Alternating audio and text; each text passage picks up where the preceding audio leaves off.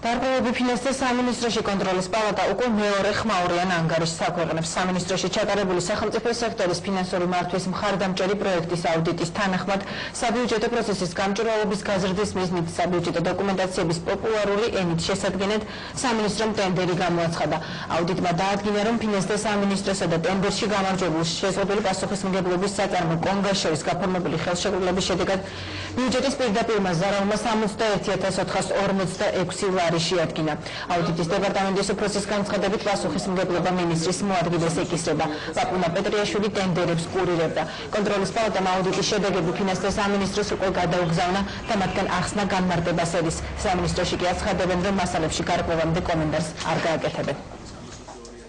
აშპს კონგარმა ტენდერში მონაწილეობისას წარმოადგინა წინადადება, რომელიც ითვალისწინებდა ხელშეკრულებას 21 თვეზე გათვლილს, ჯამში 375,000 ლარზე დამატებითი ღირებულების გადასახადის გარეშე.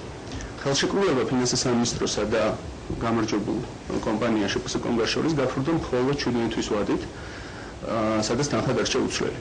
ანუ ფინანსთა სამინისტრომ არ მოითხოვა ხელშეკრულების თანხის შემცირება, რის გამოც ბიუჯეტის პირდაპირმა ზარალმა შეადგინა 61,000 ლარი. აუდიტის ჯგუფმა შეადარა ბროშურების შინაარსი, ბიუჯეტის შესრულების ანგარიშებს და სხვა დოკუმენტებს, რომელსაც ისეც აწარმოებს ფინანსთა სამინისტრო და დადგინდა, რომ ბროშურების შინაარსი მთლიანად კოპირებულია აღნიშნული ანგარიშებიდან. ანუ არანაირი ახალი პროდუქტი შექმნილი არ არის. ტენდერს თქმა უნდა კურირებდა მინისტრის მოადგილე.